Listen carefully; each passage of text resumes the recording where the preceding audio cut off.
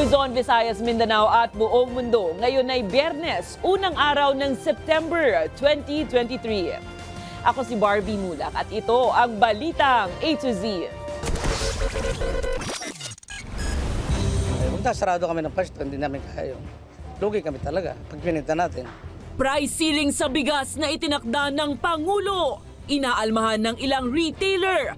Pangamba nila, baka malugi sa taas ng puhunan. Sektor naman ng magbubukid naniniwala, presyo ng bigas pwede pang ibaba. Sa kabila ng ulan at baha, paghahain ng COC sa Paumbong, Bulacan, tuloy-tuloy pa rin. We received the news that now the 9-dash line has been extended to the 10-dash line. We have to respond to all of this and we will. Malacanang naghahanda ng tugon sa 10-dash line map ng China. Habang ambasador ng India nagpahayag ng suporta sa Pinas laban sa naturang mapa.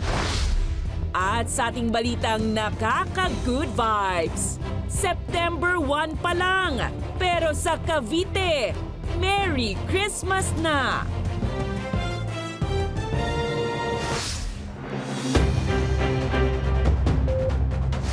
Magandang gabi, pambungad sa ating newscast. Umani agad ng samut-saring reaksyon ng pagtatakda ng Pangulong Marcos Jr. ng price ceiling o pinakamataas na papayagang presyo ng bigas sa merkado. Para sa mga kritiko, desperadong hakbang lang ito ng Pangulo habang nangangamba naman ang mga retailer na malugi dahil sa mahal ng puhunan ngayon. May balitang A to Z si Kim Salinas. Malulugi lang.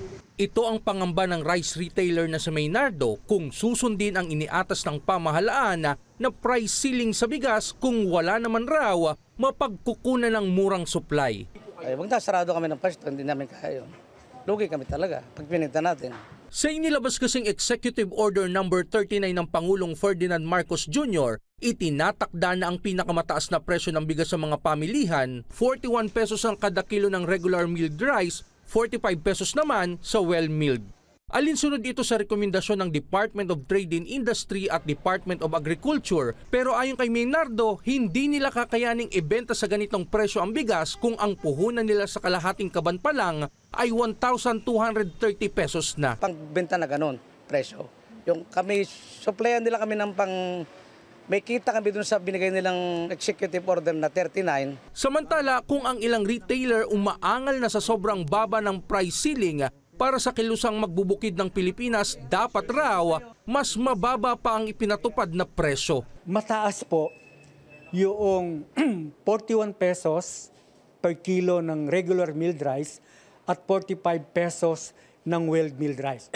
Bakit po? Ang ibinebenta pong bigas ng trader, miller, ay inani po sa nakaraan. Ayon sa grupo, kaya naman raw ito sa mahigit 37 pesos. Lilitaw po na ang presyo ng well-milled rice ay 37 pesos and 40 centavos lamang.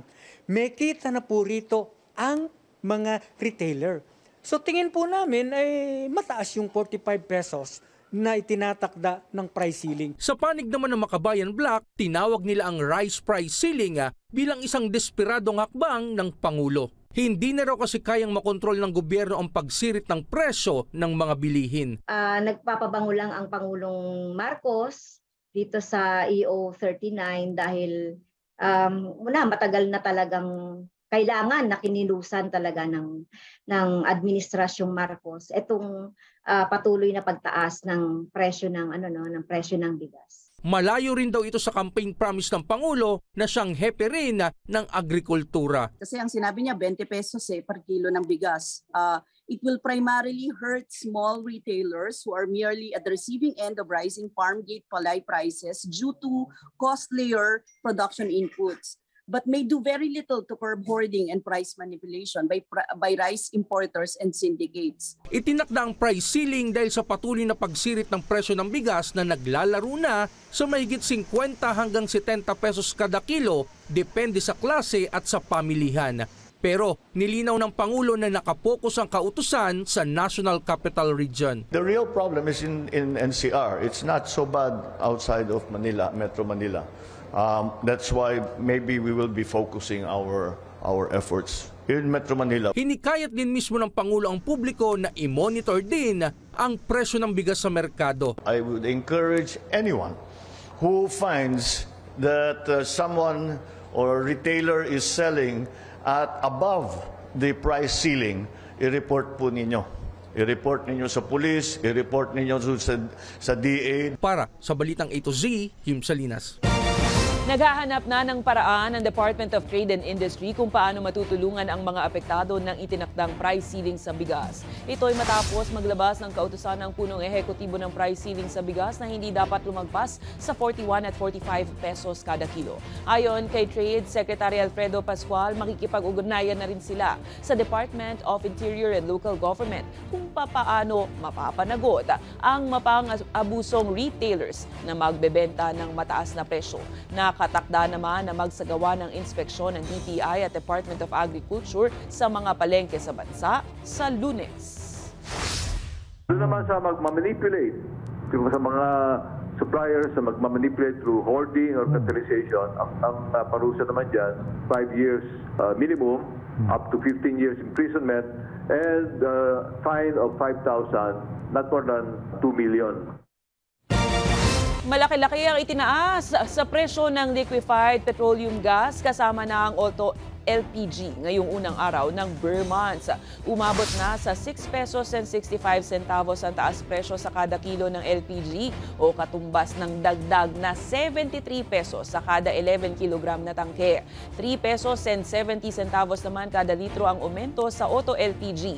Ayon pa sa mga taga-industriya, posibleng mas tumaas pa ang presyo nito dahil malapit na naman ang Kapaskuhan at tataas ang demand sa pandaigdigang pamilihan dahil sa pag-iimbak nito para sa paghahanda sa panahon ng taglamig. Sa ngayon naglalaro sa 768 hanggang 941 pesos ang presyo ng kada regular na tangke ng LPG sa Metro Manila.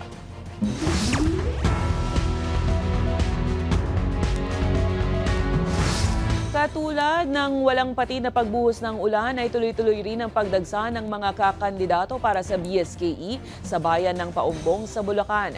Ito ay sa kabila ng nararanasang pagbaha sa ilang mga barangay nito. May balitang A to Z si Ian Maghanoy. Direktang apektado ang 21 anyos na construction worker na si Russell at mga kabarangay niya sa problemang ito sa kanilang komunidad sa munisipalidad ng Paumbong sa Bulacan tuwing bumubuhos ang ulan. Kagaya nga po nung nakaraang baha po na to, halos 2 linggo din po yun. Nagantay po kami na humupa. Bitbit ang plataforma sa disaster response. Ito anya ang dahilan sa likod ng kanyang kandidatura bilang SK chairman at independent candidate. Pagkakaroon po ng sariling bangka, ganyan po. Dahil nga po na binabaha po yung barangay Kapitangan. Pangpito si Russell sa mga naghain ng pagkakandidato sa BSKE sa Comelec office ng Paumbong kanina. Magkakasabay silang naghain ng kandidatura ng iba pang kabataan mula sa ibang barangay. Basketball, online games, volleyball po. Badminton, chess, yung mga hindi po sikat na palaro is gagawin po namin activity sa aming barangay po para maging active po ulit. Yes, bukod po sa basic platforms like education and health and sports, recreation, gusto ko po mismo lumapit sa kabataan. Gusto ko po mismo sila yung tanungin kasi sila po yung nakakaalam kung ano po talaga yung kailangan nila. Research, ganun, o yung mga iba't ibang uri ng activities na kailangan ng printing out. So, kailangan natin bigyan ng support at the same time na yung maliit man na nakikita nila pero malaki ang tulong nito sa estudyante.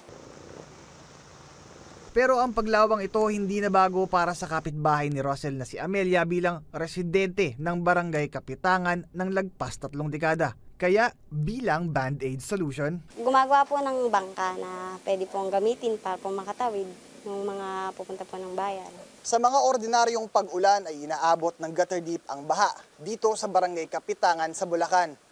Pero sa mga walang patid na pag-ulan katulad ngayon ay inaasahang aabot ng hanggang bewang ang baha. Kaya ang mga residente walang ibang magawa kundi ang lusungin ito. Tatakot din po. Kaso po minsan kailangan po talaga lumusong talaga sa baha para po makabili ng kakainin ng mga bata. Pangamba rin niya ang banta ng leptospirosis kung lulusong sa tubig. Kaya ang hiling ni Amelia sa mananalo, sana po matugunan po nila yung mga pangangailangan po ng barangay. Yung katulad nga po ng bangka para pag bumabaha po yung mga residente, hindi na po kailangang lumusong sa baha. Suspendido ang klase sa mga pampublikong eskwelahan sa lugar dahil sa ulan. Pero nilinaw ng COMELEC Paumbong na tuloy-tuloy pa rin bukas ang huling araw ng paghahain ng COC para sa BSKE, umaraw man o umulan. Very peaceful naman dito sa Paumbong. Wala naman ng mga any untoward incident like killings or mga katulad na nabalitaan natin na doon sa Albay at saka sa Cotabato. Wala pang pahayag ang munisipalidad ng Paumbong ukol sa naturang pagbaha. Para sa Balitang A to Z, Ian Maghanoy.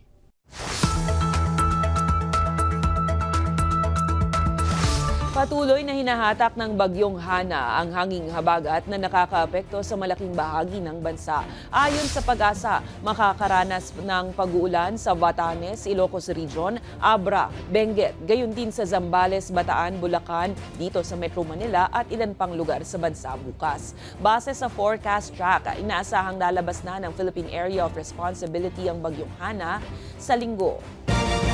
Halos 400,000 individual o higit 100,000 pamilya mula sa 9 na rehiyon ang apektado ng mga pag-uulan na dala ng bagyo at hanging habagat. Partikular sa Region 1 hanggang Region 4A, Mimaropa, Calabarzon, Region 6, 7 at CAR. Halos 7,000 mga bahay rin ang may pinsala. Nananatili naman sa mga evacuation area ang nasa 9,000 pamilya. Samantala ayon kay Department of Social Welfare and Development Undersecretary Edu Punay, nakapamahagi na sila na nagkakahalagang 15.2 million pesos na assistance at food relief sa mga apektado ng sama ng panahon. Meron tayong naka-standby po na stockpiles na total of 912,462 or halos 1 million po na family food packs po yan naka-standby po sa atin. At meron din tayong standby funds po, Sir Aljo, na 140 million na pwede natin gamitin for a total po ng ating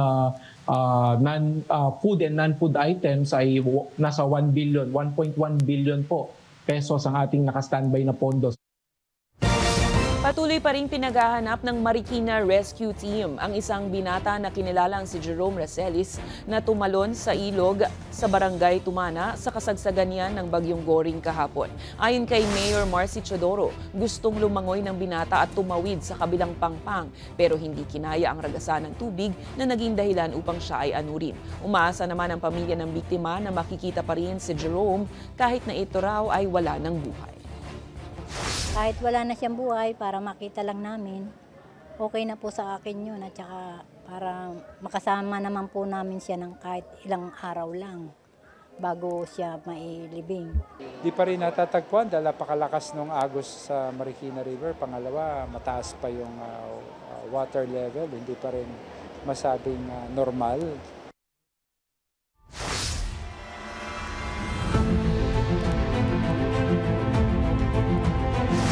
Nangako si Pangulong Marcos na tutugon sa 10-dash line map ng China habang nagpahayag naman ng India na marapat na palakasin ang ugnayan ng Pinas sa kanilang bansa. Narito ang ating balitang A to Z. Maglalabas ng opisyal na tugon ng Pilipinas ukol sa 10-dash line map ng China na sinasakop maging ang teritoryo ng Pinas. Ito ang ipinangako ng Pangulong Bongbong Marcos Jr. pero hindi na idinetalye kung anong magiging sunod na hakbang ng gobyerno. We received the news that now the 9-dash line has been extended to the 10-dash line. So these are we have to respond to all of these and we will. Una na rin kinundena ng Department of Foreign Affairs at ng ilang senador ang 10-dash line map. Posible rin itong talakayin sa nalalapit na Association of Southeast Asian Nations Summit sa Indonesia sa susunod na linggo. We have stayed true to the rules-based international law, especially the UNCLOS.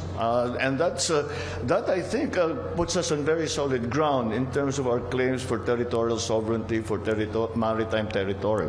Nagpahayag naman ang ambassador ng India ng pakikiisa at suporta sa Pinas kontra sa mapa ng Beijing. We reject this effort. I would express my solidarity with the sentiment in the Philippines with regard to such efforts at what I would call cartographic expansionism. Mababatid na nag-o-overlap din ang inaangking teritoryo ng China sa ilang bahagi ng India, malapit sa border ng magkapit-bahay na bansa. Countries should be sensitive to each other's concerns. And when some actions are taken, it is natural that those who are affected will express their concern. Kasunod nito, ipinunto rin ng India na mahalagang palakasin ang ugnayan sa depensa ng Manila at New Delhi.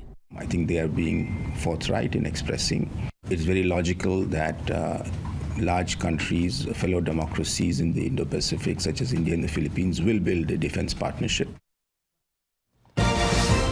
Sa ibang balita, idineklara na ni Pangulong Ferdinand Bongbong Marcos Jr. na insurgency-free o wala na ang communist terrorist ang buong lalawigan ng Palawan. Kasabayan ng paggunita sa National Peace Consciousness Month ngayong Biyernes. Kinilala ng Pangulo ang pagtutulungan ng Regional and Provincial Task Force LCAC, Provincial Peace and Order Council at iba pang ahensya na nagkaisa sa implementasyon para tugunan ang insurgency sa probinsya.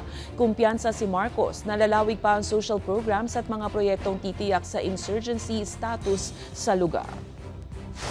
The milestone that we celebrate today epitomizes the commitment that you have put to end the decades-long insurgency in the area through the provision of national reintegration programs for former rebels and promotion of the island's peace and security. Mahigit 300 handmade, artisanal at creative industry stakeholders ang nagtipon sa The Future of the Handmade in a Digital World ngayong araw. Sa naturang conference ng Department of Trade and Industry, binigyang halaga ng ahensya ang kultura at pamana ng tradisyon ng handmade industry sa bansa sa kabilayan ng mga makabagong teknolohiya. Ilan sa mga ibinida rito ay mga tela at handicraft na hinabi at ginawa ng mga kamay. Layunin ng naturang aktibidad na payabungin ang ganitong mga industriya upang mapreserba ang kulturang Pilipino. Susunod sa ibayong balita, Indonesia puspusan ng paghahanda para sa ASEAN Summit. At mamaya sa ating balitang showbiz, dark comedy film ni Catherine Bernardo at Dali De Leon, ipapalabas rin ba sa Amerika? Abangan ang kumpletong ulat sa pagbabalik ng balitang A to Z.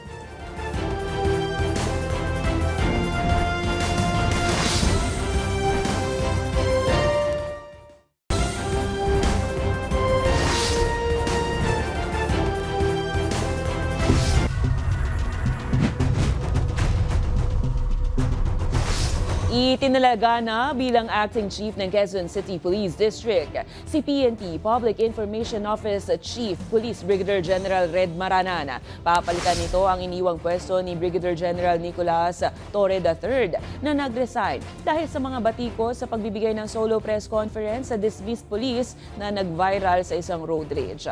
Papalit naman bilang bagong hepe ng PIO si Colonel Jean Fajardo na kasalukuyang spokesperson ng PNP. Samantala, muling nagpositibo sa confirmatory drug test ang sinibak na hepe ng Mandaluyong City Police na si Colonel Cesar Herente. Una itong nagpositibo sa surprise drug test noong nakaraang linggo. Ayon kay PNP Acting PIO Chief Colonel Jean Fajardo, bibigyan ng 15 araw si Herente para pabulaanan ang resulta ng test. Kinasuhan na ito ng conduct unbecoming of a police officer. Kasama ang 2 pang non-commissioned officers na nagpositibo rin sa illegal na droga.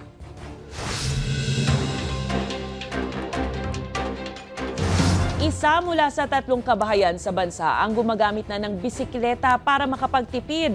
Base yan sa survey ng Social Weather Stations.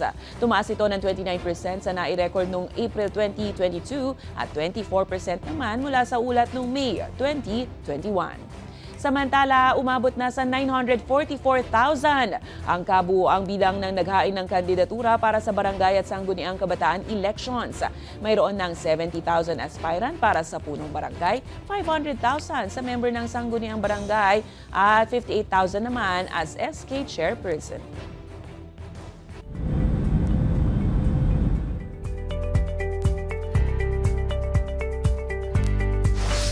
Nagsagawa ng security drills ang Indonesian anti-riot police officers bilang paghahanda sa 43rd ASEAN Summit sa Jakarta. Personal itong pinuntahan ni Indonesian President Joko Widodo para matiyak ang kahandaan sa pagdating ng mga lider mula sa iba't ibang bansa. Kasama na si Pangulong Ferdinand Marcos Jr. 22 bansa ang nagkumpirmang dadalo sa summit na magsisimula sa September 5 hanggang 7.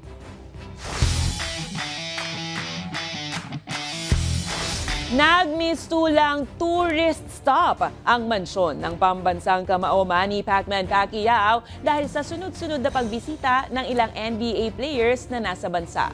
Kagabi, bumisita ang Golden State Warriors na sina Klay Thompson at Kevin Looney na nasa Pinas para sa isang athletic brand. Nagkalaban pa nga sina Thompson at Pacman pero hindi sa boxing ring o basketball court kundi sa isang laro ng chess. Samantala, kamakailan lang bumisita rin ang coach ng Team Italy na nasa bansa para sa FIBA World Cup. Habang nauna na ring bumisita ang part Dominican Republic national at NBA star na si Karl Anthony Towns. Sa aming pagbabalik, kauna-unahang libro ni Miss Universe 2015 Pia Wurtzbach, kailan ba ilalabas? At mamaya sa ating balita nakaka-good vibes, ramdam mo na rin ba ang Pasko ngayong September? Manatiling nakatutok, kayo ay nanonood ng Balitang A to Z.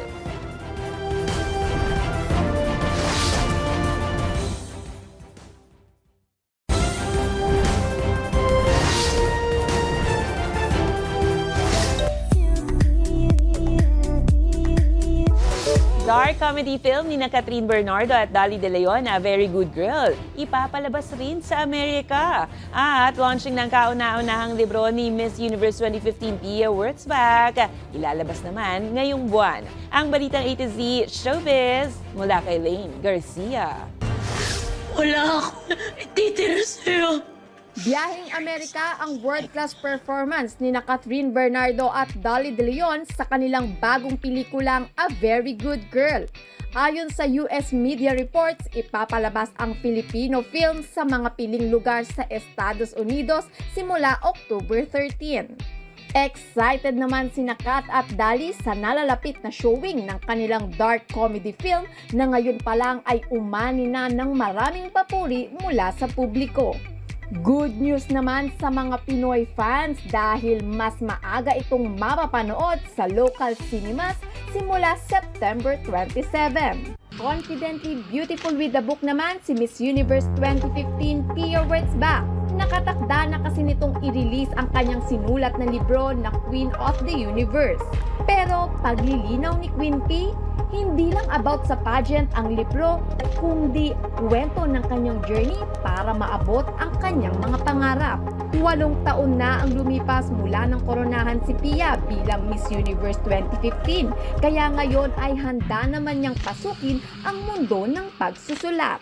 Nakatakda ang official launching ng Queen of the Universe sa Manila Book Fair ngayong September 14. Para sa Balitang A to Z Showbiz, Lane Garcia.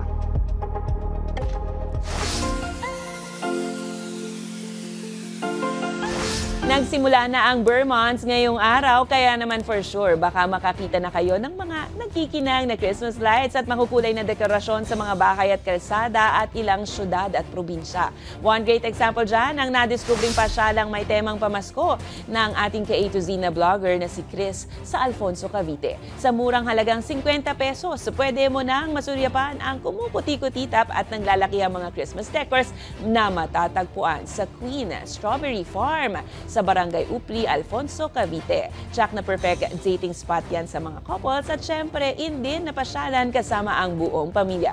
Pwede rin dalhin ang mga kaibigan at kabarkada. O, diba? 115 days pa lang po bago magpasko. Kung kayo ay may kwentong kakaiba, mga kwento ng pag-ibig o storya ng inspirasyon at pag-asa, maaari nyo itong ibahagi. Sumali sa ating Facebook group na Balitang A to Z. Panoorin ang replay ng ating programa at sundan ang ating social media page at hanapin ang Balitang A to Z.